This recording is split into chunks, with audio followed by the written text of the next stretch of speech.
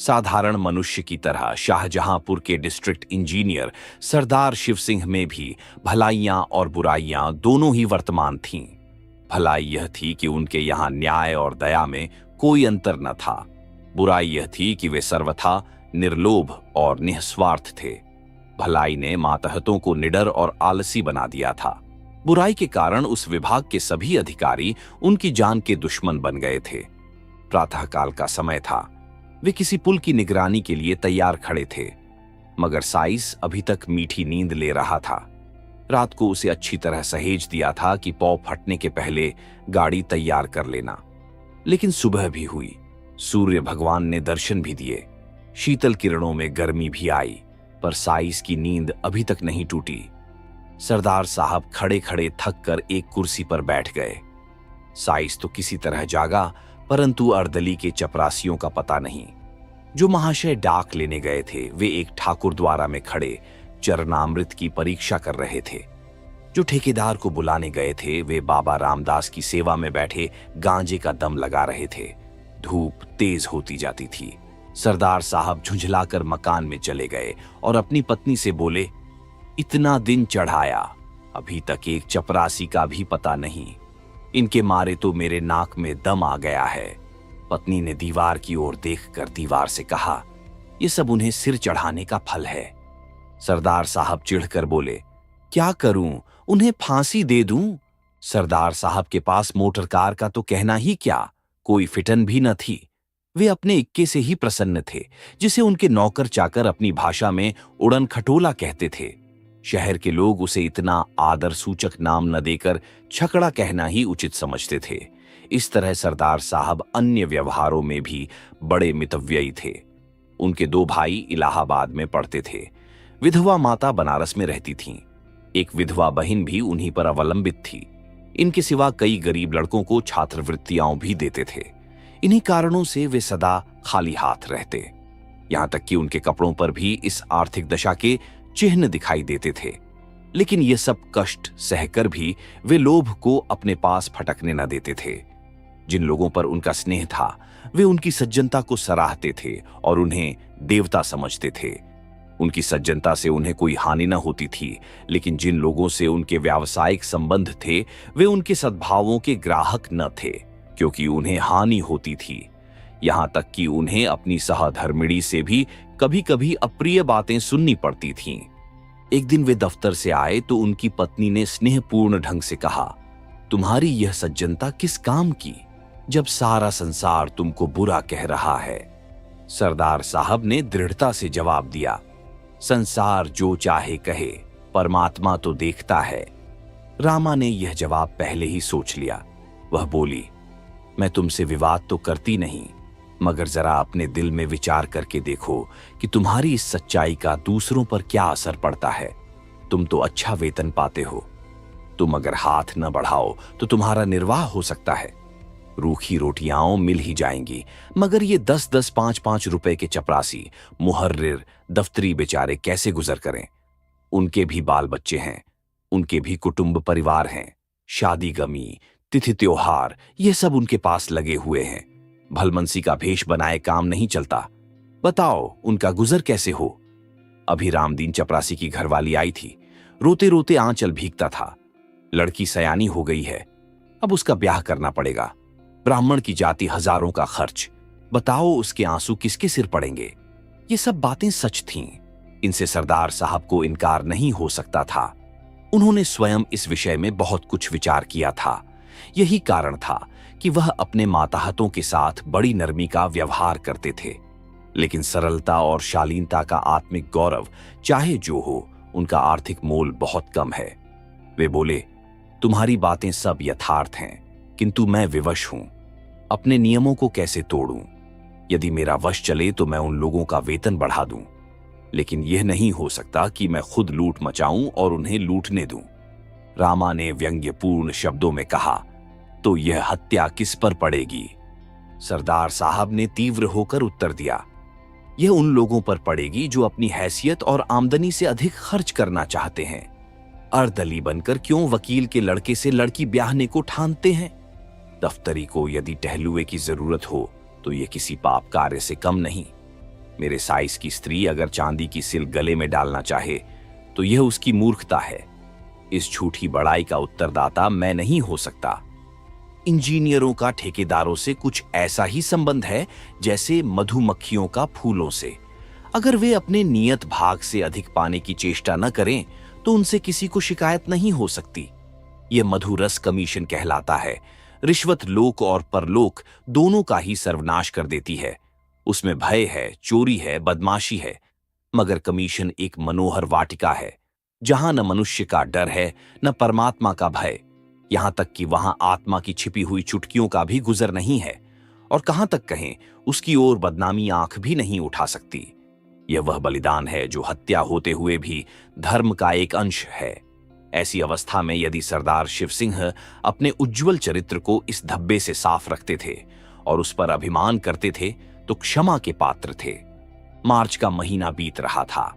Chief engineer साहब जिले में मुआयना करने आ रहे थे, मगर अभी तक इमारतों का काम अपूर्ण था। सड़कें खराब हो रही थीं, ठेकेदारों ने मिट्टी और कंकड़ भी नहीं जमा किए थे। सरदार साहब रोज ठेकेदारों को ताकीद करते थे, मगर इसका कुछ फल न होता था। एक दिन उन्होंने सबको बुलाया। वे कहने लगे, तुम लोग क्या यही चाहते हो कि मैं इस जिले से बदनाम होकर जाऊं? मैंने तुम्हारे साथ कोई बुरा सलूक नहीं किया। मैं चाहता तो आपसे काम छीनकर खुद करा लेता, मगर मैंने आपको हानि पहुंचाना उचित न समझा। उसकी मुझे यह सजा मिल रही है।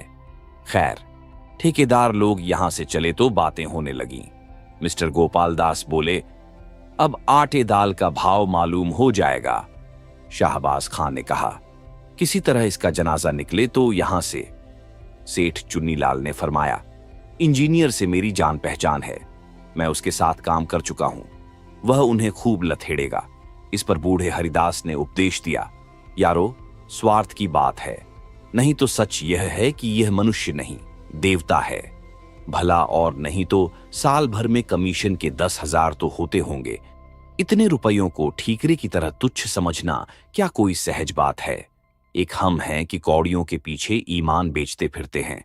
जो सज्जन पुरुष हमसे एक पाई का रवादार न हो, सब प्रकार के कष्ट उठाकर भी जिसकी नीयत डांवाडोल न हो, उसके साथ ऐसा नीच और कुटिल बर्ताव करना पड़ता है। इसे अपने अभाग्य के सिवा और क्या समझें? शाहबाज खान ने फरमाया, हाँ, इसमें तो कोई शक नहीं कि यह शख्स नेकी का फरिश्ता है। सेठ चुन्नीलाल ने गंभीरता से कहा, खां साहब, बात तो वही है जो तुम कहते हो, लेकिन किया क्या जाए? नेक नियति से तो काम नहीं चलता। यह दुनिया तो छल कपट की है। Mister Gopal Das B.A. पास थे। वे गर्व के साथ बोले, इन्हें जब इस तरह रहना था तो नौकरी करने की क्या जरूरत थी? ये कौन नहीं जानता कि नीयत को साफ रखना अच्छी बात है, मगर यह भी तो देखना चाहिए कि इसका दूसरों पर क्या असर पड़ता है। हमको तो ऐसा आदमी चाहिए जो खुद खाए और हमें भी खिलावे, खुद हलवा खाए, हमें रूखी रोटियां ही खिलावे। वह अगर 1 रुपया कमीशन लेगा तो उसकी जगह 5 का फायदा कर देगा। इन महाशय के यहां क्या है? इसीलिए आप जो चाहें कहें, मेरी तो कभी इनसे निभ नहीं सकती। शाहबाज खां बोले, हाँ, नेक और पाक साफ रहना जरूर अच्छी चीज है, मगर ऐसी नेकी ही से क्या जो दूसरों की जान ले ले। बूढ़े हरिदास की बातों की जिन लोगों ने पुष्टि की थी, वे सब गोपाल दास की हां में हां मिलाने लगे। निर्बल आत्माओं में सच्चाई का प्रकाश जुगनू की चमक है। सरदार साहब की एक पुत्री थी। उसका विवाह मेरठ के एक वकील के लड़के से ठहरा था। लड़का होनहार था, जाति कुल का ऊंचा था। सरदार साहब ने कई महीने की दौड़ धूप में इस विवाह को तय किया था और सब बातें तय हो चुकी थीं, केवल दहेज का निर्णय नहीं हुआ था। आज वकील साहब का एक पत्र आया। उसने इस बात का भी निश्चय कर दिया, मगर विश्वास, आशा और वचन के बिल्कुल प्रतिकूल। पहले वकील साहब ने एक जिले के इंजीनियर के साथ किसी प्रकार का ठहराव व्यर्थ समझा, बड़ी सस्ती उदारता प्रकट की, इस लज्जित और घृणित व्यवहार पर खूब आंसू बहाए।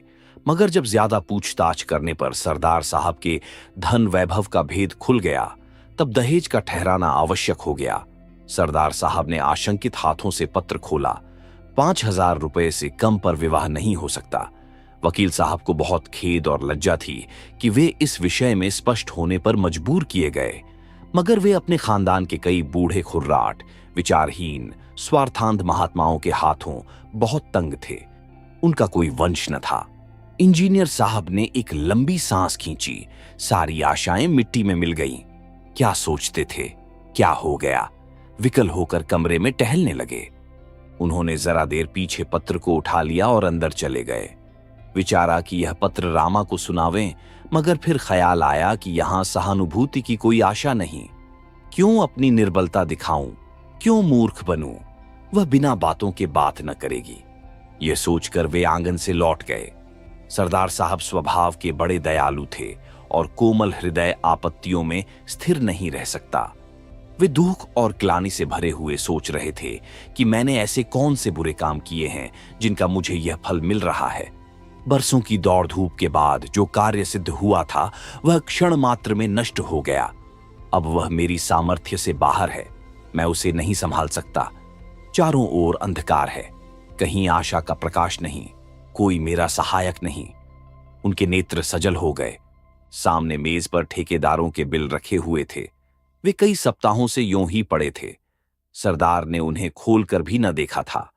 आज इस आत्मिक ग्लानि और नैराश्य की अवस्था में उन्होंने इन बिलों को सतृष्ण आंखों से देखा। जरा से इशारे पर ये सारी कठिनाइयां दूर हो सकती हैं। चपरासी और क्लर्क केवल मेरी सम्मति के सहारे सब कुछ कर लेंगे। मुझे जबान हिलाने की भी जरूरत नहीं, न मुझे लज्जित ही होना पड़ेगा। इन विचारों का इतना प्राबल्य हुआ कि वे वास्तव में बिलों को उठाकर गौर से देखने और हिसाब लगाने लगे कि उनमें कितनी निकासी हो सकती है। मगर शीघ्र ही आत्मा ने उन्हें जगा दिया। आह, मैं किस भ्रम में पड़ा हुआ हूं। क्या उस आत्मिक पवित्रता को जो मेरी जन्म भर की कमाई है केवल थोड़े से धन पर अर्पण कर दूं, जो मैं अपने सहकारियों के सामने गर्व से सिर उठाए चलता था, जिससे मोटर कार वाले भ्रातृगण आंखें नहीं मिला सकते थे, वही मैं आज अपने उस सारे गौरव और मान को, अपनी संपूर्ण आत्मिक संपत्ति को 10-5 हजार रुपयों पर त्याग दूं? ऐसा कदापि नहीं हो सकता। अब उस कुविचार को परास्त करने के लिए, जिसने क्षण मात्र के लिए उन पर विजय पाली थी, वे उस सुनसान कमरे में जोर से ठठाकर हंसे। चाहे यह हंसी उन बिलों ने और कमरे की दीवारों ने न सुनी हो, मगर उनकी आत्मा ने अवश्य सुनी। उस आत्मा को एक कठिन परीक्षा में पार पाने पर परम आनंद हुआ। सरदार साहब ने उन बिलों को उठाकर मेज के नीचे डाल दिया, फिर उन्हें पैरों से कुचला। तब इस विजय पर मुस्कुराते हुए वे अंदर गए। बड़े इंजीनियर साहब नियत समय पर शाहजहांपुर आए। उसके साथ सरदार साहब का दुर्भाग्य भी आया। जिले के सारे काम अधूरे पड़े हुए थे। उनके खानसामा ने कहा, हुजूर, काम कैसे पूरा हो? सरदार साहब ठेकेदारों को बहुत तंग करते हैं। हेड क्लर्क ने दफ्तर के हिसाब को भ्रम और भूलों से भरा हुआ पाया। उन्हें सरदार साहब की तरफ से न कोई दावत दी गई, न कोई भेंट। तो क्या वे सरदार साहब के नातेदार थे जो गलतियां न निकालते? जिले के ठेकेदारों ने एक बहुमूल्य डाली सजाई और उसे बड़े इंजीनियर साहब की सेवा में लेकर हाजिर हुए। वे बोले, हुजूर, चाहे गुलामों को गोली मार दें, मगर सरदार साहब का अन्याय अब नहीं सहा जाता। कहने को तो कमीशन नहीं लेते, मगर सच पूछिए तो जान ले लेते हैं। चीफ इंजीनियर साहब ने मुआयने की किताब में लिखा, सरदार शिव सिंह बहुत ईमानदार आदमी हैं। उनका चरित्र उज्जवल है, मगर वे इतने बड़े जिले के कार्य का भार नहीं संभाल सकते। परिणाम यह हुआ कि वे एक छोटे से जिले में भेज दिए गए और उनका दर्जा भी घटा दिया गया। सरदार साहब के मित्रों और स्नेहियों ने बड़े समारोह से एक जलसा किया। उसमें उनकी धर्मनिष्ठा और स्वतंत्रता की प्रशंसा की। सभापति ने सजल नेत्र होकर कंपित स्वर में कहा, सरदार साहब के वियोग का दुख हमारे दिल में सदा खटकता रहेगा। यह घाव कभी न भरेगा। मगर फेयरवेल डिनर में यह बात सिद्ध हो गई कि स्वादिष्ट पदार्थों के सामने वियोग का दुहक दुस्सह नहीं। यात्रा के सामान तैयार थे। सरदार साहब जलसे से आए तो रामा ने उन्हें बहुत उदास और मलिन मुख देखा। उसने बार बार कहा था कि बड़े इंजीनियर के खानसामा को इनाम दो, हेड क्लर्क की दावत करो, मगर सरदार साहब ने उसकी बात न मानी थी। इसलिए जब उसने सुना कि उनका दर्जा घटा और बदली भी हुई, तब उसने बड़ी निर्दयता से अपने व्यंग्य बाण चलाए। मगर इस वक्त उन्हें उदास देखकर उससे न रहा गया। बोली, क्यों इतने उदास हो? सरदार साहब ने उत्तर दिया, क्या करूं, हंसूं? रामा ने गंभीर स्वर से कहा, हंसना ही चाहिए। रोए तो वह जिसने कौड़ियों पर अपनी आत्मा भ्रष्ट की हो, जिसने रुपयों पर अपना धर्म बेचा हो। वह बुराई का दंड नहीं है, यह भलाई और सज्जनता का दंड है। इसे सानंद झेलना चाहिए। यह कह उसने पति की ओर देखा तो नेत्रों में सच्चा अनुराग भरा हुआ दिखाई दिया। सरदार साहब ने भी उसकी ओर स्नेहपूर्ण दृष्टि से देखा। उनकी हृदयेश्वरी का मुखारविंद सच्चे आमोद से विकसित था। उसे गले लगाकर वे बोले, रामा, मुझे तुम्हारी ही सहानुभूति की जरूरत थी। अब मैं इस दंड को सहर्ष सहूंगा।